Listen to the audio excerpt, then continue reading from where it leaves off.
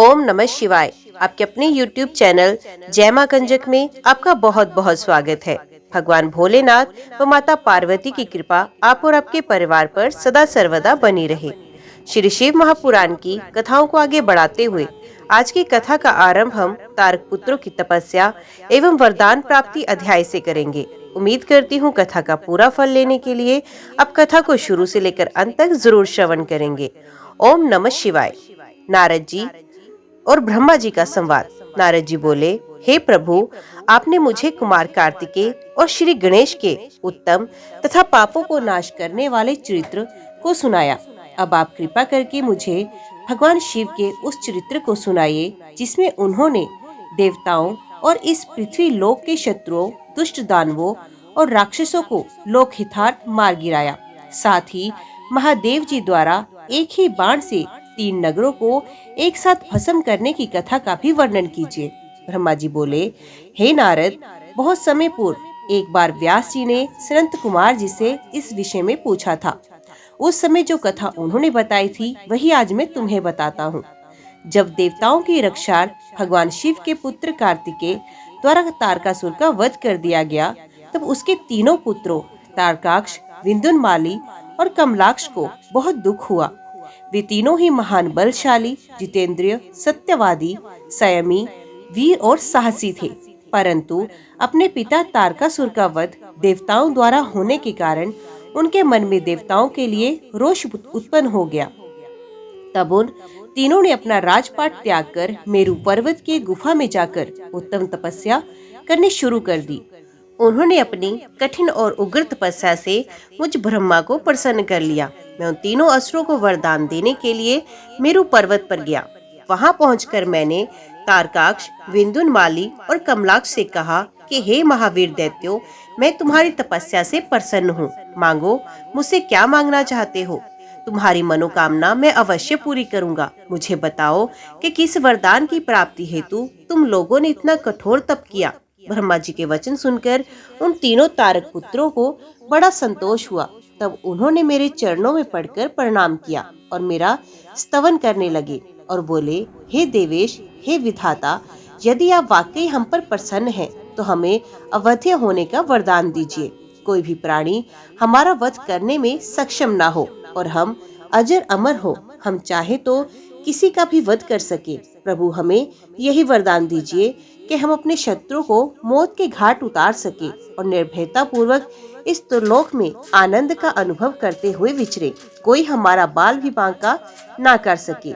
तारक पुत्रों के ऐसे वचन सुनकर मैं ब्रह्मा, त्रिलोकीनाथ, भक्तवत्सल भगवान शिव के चरणों का स्मरण करते हुए बोला, हे असुरों, निस्संदेह कि तुम्हारी इस उत्तम तपस्या ने मुझे प्रसन्न किया, परंतु अमरत्व की प्राप्ति सभी को नहीं हो सकती। ये प्रकृति का नियम है। जो जन्म लेता है उसकी मृत्यु निश्चित है। इसके अतिरिक्त कोई अन्य वर मांगो, मैं तुम्हें तुम्हारी इच्छित मृत्यु का वरदान दे सकता हूँ। तुम जिस प्रकार अपनी मृत्यु चाहोगे उसी प्रकार तुम्हारी मृत्यु होगी। मेरे इस प्रकार के वचन सुनकर तीनों तारक पुत्र कुछ देर के लिए सोच में डूब गए और बोले, भगवान, यद्यपि हम तीनों ही महान बलशाली हैं, फिर भी हमारे पास रहने का कोई ऐसा स्थान नहीं जो पूर्णतः सुरक्षित हो और जिसमें शत्रु प्रवेश ना कर सके। प्रभु, आप हम तीनों भाइयों के लिए 3 ऐसे नगरों का निर्माण करें जो पूर्णतः सुरक्षित हों। ये तीनों अद्भुत नगर संपूर्ण धन संपत्ति और वैभव से शोभित हों तथा अस्त्र शस्त्रों की सभी सामग्रियां भी वहां उपस्थित हों और उसे कोई भी नष्ट ना कर सके। तब तारकाक्ष ने अपने लिए सोने का, कमलाक्ष ने चांदी का तथा विंध्यामाली ने कठोर लोहे का वह नगर वरदान में मांगा। साथ ही उन्होंने ये भी कहा कि तीनों पुत्र दोपहर अभिजीत मुहूर्त में चंद्रमा के पुष्य नक्षत्र में होने पर एक साथ मिला करेंगे। ये तीनों ही महल आकाश में नीले बादलों में एक के ऊपर एक रहेंगे तथा जन साधारण सहित किसी को भी नहीं दिखाई देंगे। एक सहस्र वर्षों बाद जब पुष्करावर नामक काले बादल बरस रहे हों, उस समय जब तीनों महल आपस में मिले, तब हम सबके वंदनीय भगवान शिव असंभव रथ पर बैठकर एक ही बाण से हमारे नगरों सहित हमारा भी वध कर दे। इस प्रकार तारकासुर के पुत्रों के मांगे वरदान को सुनकर मैं मुस्कुराया और तथास्तु कहकर उनका इच्छित वर उन्हें प्रदान किया। फिर मैं दानव को बुलाकर ऐसे 3 लोकों को बनाने की आज्ञा देकर मैं वहां से अपने लोक को लौट आया। मैंने मेहनत से तारकाक्ष के लिए सोने का, कमलाक्ष के लिए चांदी का और विंदुनवाली के लिए लोहे के उत्तम लोकों का निर्माण किया। ये तीनों ही लोक सभी साधनों और सुविधाओं से संपन्न थे। इन तीनों लोकों का निर्माण होने के उपरांत वे तीनों अपने अपने लोकों में चले गए और मैंने उन्हें एक के ऊपर एक करके, एक को आकाश में, एक को स्वर्ग के ऊपर और तीसरे को पृथ्वी लोक में स्थिर कर दिया। तत्पश्चात तीनों असुरों की आज्ञा अनुसार मैं भी वहीं पर निवास करने लगा। तारकाक्ष, कमलाक्ष और विंदुनमाली तीनों ही सदैव शिव शक्ति भक्ति में लीन रहा करते थे। इस प्रकार वे तीनों ही असुर अब आनंद पूर्वक अपने अपने लोगों में सुखों को भोगने लगे। नारद जी बोले, हे पिताश्री, जब तारकासुर के तीनों पुत्र तारकाक्ष, कमलाक्ष और विंदुनमाली आनंद पूर्वक अपने अपने लोकों में निवास करने लगे तो फिर आगे क्या हुआ? ब्रह्मा जी ने कहा, हे नारद, तारक पुत्रों के तीनों लोकों के अद्भुत तेज से दग्ध होकर सभी देवतागण देवराज इंद्र साथ दुखी अवस्था में ब्रह्मलोक में मेरी शरण में आए। वहां मुझे नमस्कार करने के पश्चात देवताओं ने अपना दुख बताना शुरू किया। वे बोले, हे विधाता, त्रिपुरों के स्वामी तारकाक्ष, कमलाक्ष और विंदुनमाली नामक तीनों तारका पुत्रों ने हम सभी देवताओं को संतप्त कर दिया है। भगवान, अपनी रक्षा के लिए हम सभी आपकी शरण में आए हैं। प्रभु, आप हमें उनके वध का कोई उपाय बताएं ताकि हम अपने दुखों को दूर करके पुण्य पहले की भांति अपने लोक में सुख से रह सके। ये सुनकर मैंने उनसे कहा, हे देवताओं, तुम्हें इस प्रकार उन तारक पुत्रों से डरने की कोई आवश्यकता नहीं। तुम्हारी इच्छा के अनुसार मैं तुम्हें उनके वध का उपाय बताता हूँ। उन तीनों ही असुरों को मैंने वरदान प्रदान किया है, अतः मैं उनका वध नहीं कर सकता। इसलिए तुम सब भगवान शिव की शरण में जाओ, वे ही तुम्हारी इस दुख की घड़ी में सहायता करेंगे। तुम उनके पास जाकर उन्हें प्रसन्न करो। मुझ ब्रह्मा के ये वचन सुनकर सभी देवता अपने स्वामी देवराज इंद्र के नेतृत्व में भगवान शिव के पास कैलाश पर्वत पर पहुँचे। वहाँ सबने भक्ति भाव से भगवान शिव को प्रणाम किया और उनकी स्तुति करने लगे और बोले, हे महादेव जी, तारकासुर के तीनों पुत्रों ने हमें परास्त कर दिया। यही नहीं, उन्होंने सभी ऋषि मुनियों को भी बंदी बना लिया। वे उन्हें यज्ञ नहीं करने देते। चारों ओर हाहाकार मचा हुआ है। उन्होंने इस त्रिलोक को अपने वश में कर लिया है और पूरे संसार को नष्ट करने में लगे हुए हैं। ब्रह्मा जी द्वारा इन तीनों को अवध्य होने का वरदान मिला है। इसी कारण वे तीनों बलशाली दानव मंदात हो चुके हैं और मनुष्य और देवताओं को तरह तरह से प्रताड़ित कर रहे हैं। हे भक्तवत्सल, हे करुणानिधान, हम सब देवता परेशान होकर आपकी शरण में इस आशा के साथ आए हैं कि आप हम सबकी उन तीनों असुरों से रक्षा करेंगे तथा इस पृथ्वी और स्वर्ग को उनके आतंकों से मुक्ति दिलाएंगे। भगवान, इससे पहले के वे इस जगत का ही विनाश कर दे, आप उनसे हम सबकी रक्षा करें। हे नारद, इस प्रकार सब देवताओं ने त्रिलोकीनाथ भगवान शिव को उन तीनों तारक पुत्रों के आतंक के विषय में सब कुछ बता दिया। तब सारी बातें सुनकर भगवान शिव बोले, हे देवताओं, मैंने तुम्हारे कष्टों को जान लिया है। मैं जानता हूँ कि तारकाक्ष, कमलाक्ष और विंदुनमाली ने तुम्हें बहुत परेशान किया हुआ है, परंतु फिर भी वे तीनों पुण्य कार्यों में लगे हुए हैं। वे तीनों मेरे भक्त हैं और सदा मेरे ध्यान में निमग्न रहते हैं। भला मैं अपने भक्तों को कैसे मार सकता हूँ? वे तीनों तारक पुत्र पुण्य संपन्न हैं। वे प्रबल होने के साथ साथ भक्ति भावना भी रखते हैं। जब तक उनका पुण्य संचित है और वे मेरी आराधना करते रहेंगे, मेरे लिए उन्हें मारना असंभव है, क्योंकि स्वयं ब्रह्मा जी के अनुसार मित्र द्रोह से बढ़कर कोई भी पाप नहीं। जब वे तीनों असुर नियम पूर्वक मेरी पूजा आराधना करते हैं, तो मैं क्यों बिना किसी ठोस कारण से उनका वध करूं? हे देवताओं, इस समय मैं तुम्हारी कोई सहायता नहीं कर सकता। अब तुम सब श्री हरि विष्णु की शरण में जाओ, अब वे ही तुम्हारा उद्धार करेंगे। भगवान शिव की आज्ञा पाकर सभी देवताओं ने उन्हें पुण्य हाथ जोड़कर प्रणाम किया और श्री हरि विष्णु से मिलने के लिए उनके निवास बैकुंठ लोक की ओर चल दिए। उन्होंने अपने साथ मुझ ब्रह्मा को भी ले लिया। वैकुंठ लोक पहुंचकर सब देवताओं ने भक्ति पूर्वक श्री हरि को प्रणाम किया और उन्हें भगवान शिव द्वारा कही गई सब बातों से अवगत कराया। देवताओं की बातें सुनकर भगवान विष्णु बोले, हे देवताओं, ये बात सत्य है कि जहाँ सनातन धर्म है और भक्ति भावना हो, वहाँ ऐसा करना उचित नहीं होता। तब देवता पूछने लगे कि प्रभु हम क्या करें, हमारा दुख कैसे दूर होगा। प्रभु अब शीघ्र ही उन तारक पुत्रों के वध का कोई उपाय कीजिए, अन्यथा हम सभी देवता अकाल ही मृत्यु का ग्रास बन जाएंगे।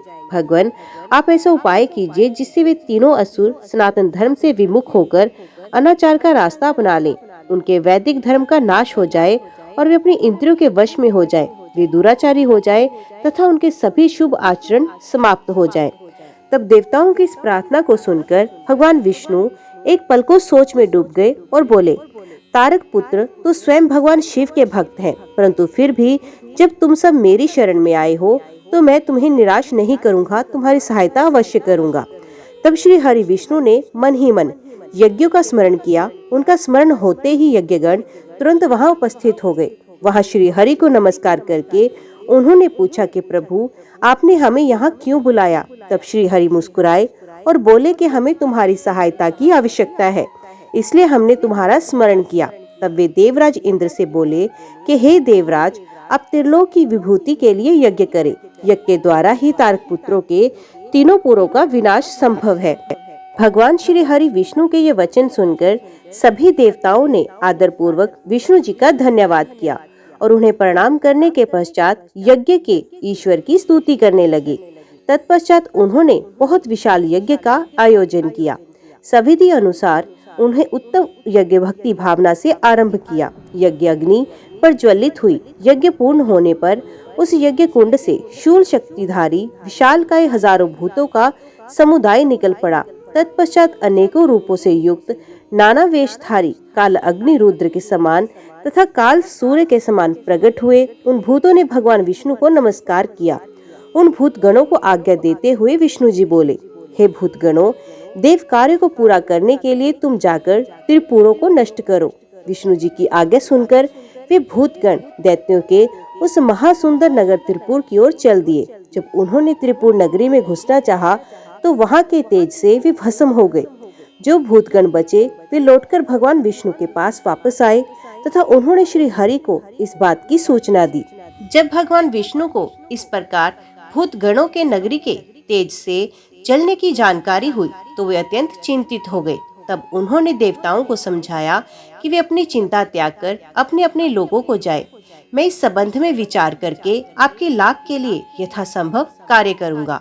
मैं तारकाक्ष, कमलाक्ष और विंदुनमाली नामक तीनों असुरों को शिव भक्ति से विमुख करने का प्रयास करता हूँ, तभी उन पर विजय पाना संभव होगा। तब श्री हरि को प्रणाम करके सभी देवता अपने अपने लोगों को वापस चले गए।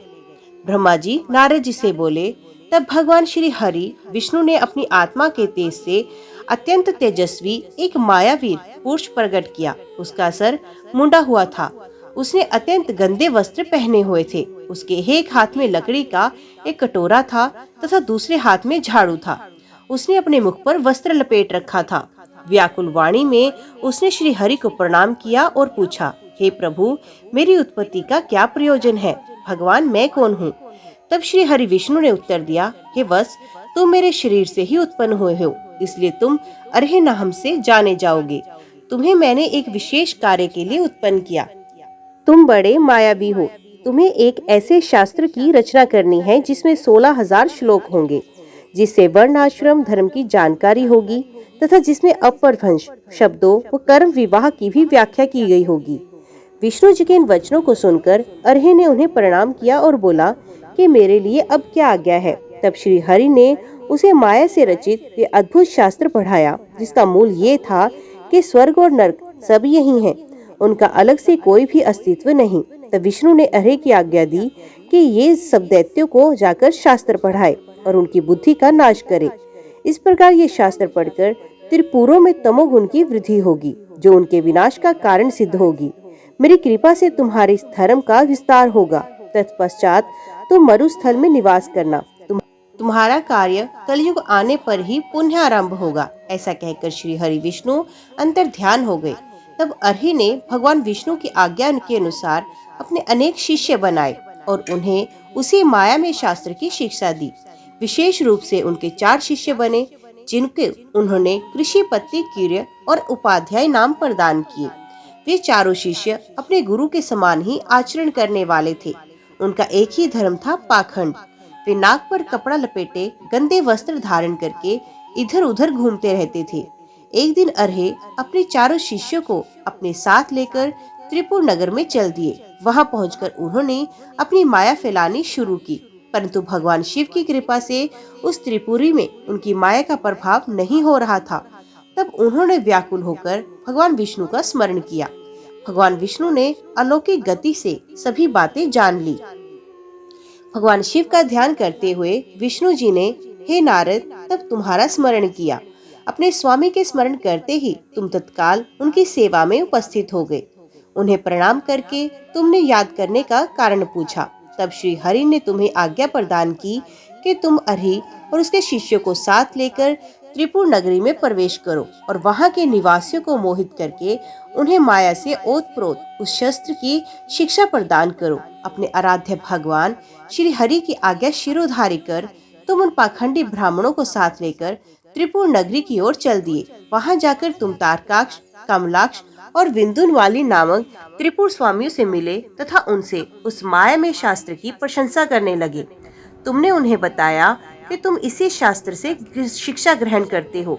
ये बात जानकर उन त्रिपुर स्वामियों को बड़ा आश्चर्य हुआ और वे उस माया में शास्त्र की माया से मोहित होने लगे।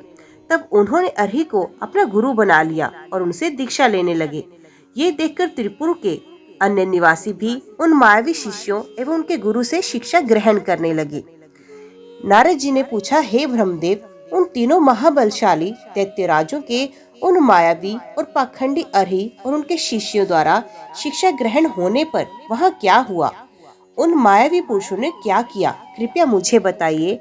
नारद जी का प्रश्न सुनकर ब्रह्मा जी बोले, हे नारद, जब त्रिपुर के राजा ही उस माया में शास्त्र द्वारा दीक्षित हो गए तो वहाँ की जनता क्यों नहीं होती? अर्ही ने कहा, मेरा ज्ञान वेदांत का सार है। ये अनादिकाल से चला आ रहा है। इसमें कर्ता कर्म नहीं है। आत्मा के देह अर्थात शरीर से जितने भी बंधन है वे सब ईश्वर के ही हैं। ईश्वर के समान कोई भी ना तो शक्तिशाली है ना ही सामर्थ्यवान। ब्रह्मा, विष्णु और महेश सब अहीन ही कहे जाते हैं। समय आने पर ये तीनों ही लीन हो जाते हैं। आत्मा एक है। मृत्यु सभी के लिए सत्य है। मृत्यु शाश्वत है और सबके लिए निश्चित है। इसलिए हमें कभी भी हिंसा नहीं करनी चाहिए और सदा ही अहिंसा के मार्ग पर चलना चाहिए। अहिंसा ही परम धर्म है। किसी को दुख पहुंचाना महापाप है। इसलिए हमें कभी भी कमजोर और निर्बलों को नहीं सताना चाहिए। दूसरों को क्षमा करना ही सबसे बड़ा गुण है। इसलिए सदा अहिंसा का मार्ग अपनाना चाहिए। हिंसा और लड़ाई झगड़े का मार्ग हमें नरक की ओर ले जाता है। इसलिए किसी को डराओ धमकाओ मत। सदैव विनम्रता का आचरण करो। भूखों को भोजन दो, रोगियों की औषधि और छात्रों को विद्या का दान करो। भक्ति के साथ उपासना करो। आडंबरों की कोई आवश्यकता नहीं होती। मन को शुद्ध रखो तथा 12 स्थानों की पूजा करो, जिनमें 5 कर्म इंद्रियां, 5 ज्ञान इंद्रियां तथा मन व बुद्धि सम्मिलित है। इसी धरा पर ही स्वर्ग और नरक दोनों स्थित हैं। अतः अनावश्यक रूप से उनकी कामना मन में लेकर अपने को कष्ट देना पूर्णतः गलत है। शांति और सुखपूर्वक मरना ही मोक्ष की प्राप्ति है। स्वर्ग की प्राप्ति की इच्छा मन में लेकर हवन की अग्नि में तिल, घी और पशु की बलि देना कहाँ की मानवता। इस प्रकार उन असुर राजाओं को अपना जीवन दर्शन सुनाकर अर्ही उस पुर के निवासियों से बोले कि मनुष्य को सुखपूर्वक निवास करना चाहिए। आनंद ही ब्रह्म है और परम ब्रह्म की प्राप्ति सिर्फ एक कल्पना। तभी कहता हूँ कि जब तक आपका शरीर स्वस्थ और समृद्ध है, अपने सुख का मार्ग ढूंढकर उसका अनुसरण करो, अन्यथा शीघ्र ही तुम पर बुढ़ापा आ जाएगा और तुम्हारा शरीर नष्ट हो जाएगा। इसलिए ज्ञानियों को स्वयं अपने सुख की खोज करनी चाहिए। मेरी इस बात का समर्थन वेद भी करते हैं। मनुष्य को जाति पाति के बंधनों में फंसकर कभी किसी को कम नहीं समझना चाहिए। सृष्टि के आरंभ में ब्रह्मा जी की उत्पत्ति हुई। उनके दक्ष और मरीचि नामक 2 पुत्र हुए। मरीचि के पुत्र कश्यप जी ने दक्ष की 13 कन्याओं से विवाह किया। फिर प्रजापति के मुख बाहु, उरु, जंगा और चरण से वर्ण उत्पन्न हुए, ऐसा कहा जाता है। परंतु ये सभी बातें गलत जान पड़ती हैं, क्योंकि एक ही शरीर से जन्म लेने वाले सभी पुत्र भिन्न भिन्न रूप वाले कैसे हो सकते हैं। इसलिए वर्ण भेद को अनुचित मानना चाहिए। ब्रह्मा जी बोले, इस प्रकार उन अर्ही नामक धर्मात्मा ने अपने भाषण द्वारा तारकाक्ष, कमलाक्ष और विंदुनमालिन नामक तीनों असुरों के निवासियों को वेद मार्ग से विमुख कर दिया। साथ ही उन्होंने पतिव्रता स्त्रियों के पतिव्रता धर्म और पुरुषों के जितेंद्र धर्म को अस्वीकार कर दिया। उन्होंने धर्म, यज्ञ, तीर्थ, श्रद्धा और धर्म शास्त्रों का भी खंडन किया। विशेष रूप से उन्होंने भगवान शिव की पूजा न करने के लिए सभी को प्रोत्साहित किया और सब देवताओं के पूजन और आराधना को व्यर्थ बताया। इस प्रकार उन अर्ही ने पुर के वासियों को अपने झूठे धर्म और पाखंड से मोहित कर दिया। इस प्रकार वहाँ अधर्म फैल गया। तत्पश्चात भगवान श्री हरि विष्णु की माया से देवी महालक्ष्मी भी उन त्रिपुरों में अपना अनादर देख उस स्थान को त्याग कर चली गई। व्यास जी ने पूछा, हे सनंत कुमार जी, जब उन त्रिपुर स्वामियों की बुद्धि उनकी प्रजा सहित मोहित हो गई, तब क्या हुआ? कौन सी घटना घटी? प्रभु कृपा कर इस विषय में मेरे ज्ञान को बढ़ाइए। तब व्यास जी के प्रश्न का उत्तर देते हुए सनंत कुमार जी बोले, हे महर्षि, जब उन तीनों पुरों का मुख पूर्व दिशा की ओर हो गया और तारकाक्ष, कमलाक्ष और विंदुनमाली नामक दैत्य ने भगवान शिव का पूजन और अर्चन छोड़ दिया, तब उनके राज्य में चारों ओर दुराचार फैल गया। उस समय भगवान विष्णु और ब्रह्मा जी सभी देवताओं के साथ भगवान शिव की स्तुति करने कैलाश पर्वत पर गए। वहां पहुंचकर उन्होंने शिव जी को साष्टांग प्रणाम किया। तत्पश्चात देवता बोले, हे देवादिदेव, हे करुणानिधान, आप सभी जीवों के आत्म स्वरूप, कल्याण करने वाले और अपने भक्तों की पीड़ा हरने वाले हैं। गले में नीला चिन्ह होने के कारण आप नीलकंठ कहलाते हैं। हम हाथ जोड़कर आपको प्रणाम करते हैं। आप सब प्राणियों एवं देवताओं के लिए वंदनीय हैं तथा सबकी बाधाओं और विपत्तियों को दूर करते हैं। भगवान आप ही रजोगुण, सतोगुण और तमोगुण के आश्रय से ब्रह्मा, विष्णु और महेश के अवतार धारण कर जगत की सृष्टि, पालन और संहार करते हैं। आप ही अपने भक्तों को इस भव सागर से पार कराने वाले हैं। वेद आपके परब्रह्म स्वरूप और तत्व रूप का वर्णन करते हैं। आप सर्वव्यापी, सर्वात्मा और इन तीनों लोगों के अधिपति हैं। आप सूर्य से भी अधिक तेजस्वी और दीप्तिमान हैं। हम आपको नमस्कार करते हैं। आप ही इस प्रकृति के प्रवर्तक हैं तथा सब प्राणियों के शरीर में रहते हैं। ऐसे परमेश्वर को हम प्रणाम करते हैं। हे शिव शंभु, तारकाक्ष, कमलाक्ष और विंदुनमाली नामक त्रिपुर स्वामियों ने हम देवताओं को अनेकों प्रकार से परेशान कर प्रताड़ित किया है। वे देवताओं का विनाश करने के लिए उन्मुख हैं। हे प्रभु, हम आपकी शरण में आए हैं। भगवान, उन असुरों का विनाश करके हमारी रक्षा कीजिए। उस समय तीनों असुरों ने धर्म मार्ग का छोड़ दिया और नास्तिक शास्त्र का पालन कर रहे हैं। आपकी इच्छा के अनुरूप तारकाक्ष, कमलाक्ष और विंदुनमाली तीनों धर्म कर्म से विमुख हो गए। अत अब आप उनका वध कर देवताओं को मुक्ति दिलाइए। इस प्रकार कहकर सभी देवता चुप हो मस्तक झुकाकर खड़े हो गए। तब भगवान शिव बोले, हे देवताओं, तारकाक्ष, कमलाक्ष और विंदुनमाली तीनों ही यद्यपि धर्म से विमुख होकर धन, वैभव और ऐश्वर्य रूप में डूबकर सब कुछ भूल गए हैं, परंतु फिर भी वे मेरे असीम भक्त रहे हैं। जब भगवान विष्णु ने उन त्रिपुर स्वामियों को वहां की प्रजा के साथ मोहित कर धर्म कर्म से विमुख कर ही दिया है, तो वे स्वयं ही उनका वध क्यों नहीं कर देते? शिव जी के ये वचन सुनकर ब्रह्मा जी बोले, हे परमेश्वर, आप भक्त वत्सल हैं। पाप आपसे कोसों दूर भागता है। प्रभु, आपकी आज्ञा के बिना इस जगत में पत्ता तक नहीं हिलता। भगवान, आपकी इच्छा के अनुरूप ही विष्णु जी ने उन सबको मोहित कर पथ भ्रष्ट किया है। अब आप उन त्रिपुर स्वामियों का वध करके इस जगत का उद्धार कीजिए। प्रभु, आप तो इस जगत का आधार है। हम सब आपके सेवक हैं और आपकी आज्ञा के अनुसार कार्य को पूरा करते हैं। आप सम्राट और हम आपकी प्रजा हैं। ब्रह्मा जी के इन वचनों को सुनकर भगवान शिव प्रसन्न होकर बोले, हे ब्राह्मण, आप मुझे देवताओं का सम्राट कह रहे हैं, पर आप ऐसा कैसे कह सकते हैं, जबकि आप जानते हैं मेरे पास ना कोई दिव्य रथ है, ना कोई सारथी। फिर भला मैं कैसे उन सर्व सुविधा संपन्न त्रिपुर स्वामियों को युद्ध में परास्त कर पाऊंगा? मेरे पास तो धनुष भी नहीं जिससे मैं उन दैत्यों का वध कर सकूं। भगवान शिव के ये कहते ही सब देवता प्रसन्न हो गए। उन्होंने कहा, प्रभु, यदि आप उनका वध करने के लिए तैयार हैं, तो हम सभी आपके लिए रथ तथा अन्य शस्त्र सामग्री का प्रबंध कर देंगे। हे व्यास जी, जैसे ही शरणागत भक्त वत्सल भगवान शिव ने देवताओं की प्रार्थना स्वीकार कर तारकाक्ष, कमलाक्ष और विंध्यामाली का वध करने का मन बनाया। उसी समय देवी पार्वती अपने पुत्र को गोद में लेकर वहां आई। तब जगत जननी माँ जगदम्बा को आता देखकर ब्रह्मा, विष्णु सहित अन्य देवताओं ने हाथ जोड़कर उन्हें प्रणाम किया। अपने पुत्रों को देख भगवान शिव उन्हें प्यार करने लगे। तब देवी पार्वती भगवान शिव को अपने साथ लेकर अपने भवन के भीतर चली गई। भगवान शिव के इस प्रकार बिना कुछ कहे अपने भवन में चले जाने के कारण सब देवता दुखी हो गए, परंतु उन्होंने वहीं खड़े रहकर भगवान शिव की प्रतीक्षा करने का निर्णय लिया। उस समय वे दैत्यों के भाग्य की प्रशंसा करने लगे। वे सब देवता वहीं शिवजी के भवन के द्वार पर खड़े थे। तभी भगवान शिव के गण ने अपने स्वामी के द्वार के सामने भीड़ जमा देखकर उन पर आक्रमण कर दिया। देवता इस अनजान खतरे से संभल न सके और अपने प्राणों की रक्षा के लिए इधर उधर दौड़ने लगे।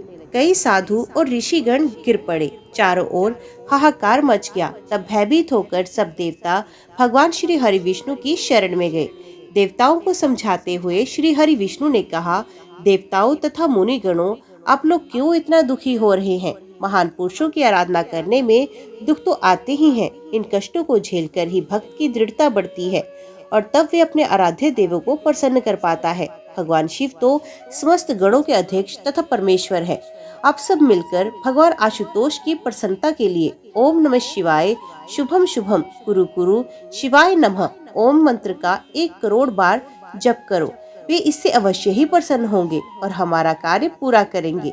भगवान श्री हरि विष्णु के इन वचनों को सुनकर सभी देवता प्रसन्न हुए और सहर्ष भगवान शिव की आराधना करने लगे।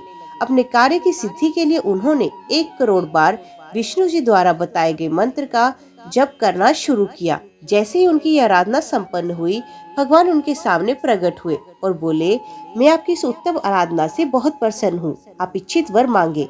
प्रभु के वचन सुनकर देवता बोले, हे देवादिदेव, हे जगदीश्वर, आप सबके कल्याण करता है। भगवान, हम पर कृपा कर हमारी रक्षा कीजिए। आप त्रिपुर स्वामियों का वध करके हमें भय से मुक्ति दिलाइए। तब भगवान शिव देवताओं की प्रार्थना सुनकर पुण्य बोले, हे हरि, हे ब्राह्मण, हे देवगण तथा मुनियों, जैसा आप चाहते हैं वैसा ही होगा।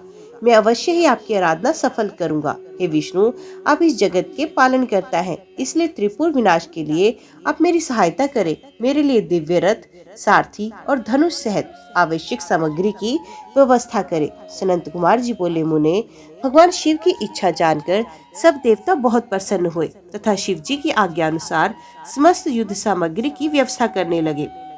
मुने, देवताओं द्वारा शिव जी को प्रसन्न करने के लिए 1 करोड़ बार जपा गया ये मंत्र महान पुण्यदायी है। ये शिव जी को तुरंत प्रसन्न करने वाला तथा भक्ति मुक्ति के मार्ग पर ले जाने वाला है। ये मंत्र शिव भक्तों की सभी कामनाओं और इच्छाओं को पूरा करता है। इस मंत्र से धन यश की प्राप्ति होती है और आयु में वृद्धि होती है। ये निष्काम मनुष्यों के लिए मोक्ष प्राप्ति का साधन है। जो मनुष्य भक्ति भाव और शुद्ध हृदय से इस मंत्र को जपता है, उसकी सभी अभिलाषाएं भक्त वत्सल कल्याणकारी भगवान शिव अवश्य ही पूरी करते हैं। ओम नमः शिवाय। आज की वीडियो में इतना ही। उम्मीद करती हूँ वीडियो आपको पसंद आई होगी। वीडियो पसंद आई हो तो वीडियो को लाइक और चैनल को सब्सक्राइब जरूर कीजिएगा। ओम नमः शिवाय लिखकर कमेंट बॉक्स में अपनी हाजिरी और अपने सुझाव देना ना भूलेगा। तो मिलते हैं अगले अध्याय के साथ। तब तक के लिए देखते व सुनते रहिए। जय मां कंजक, जय माता दी।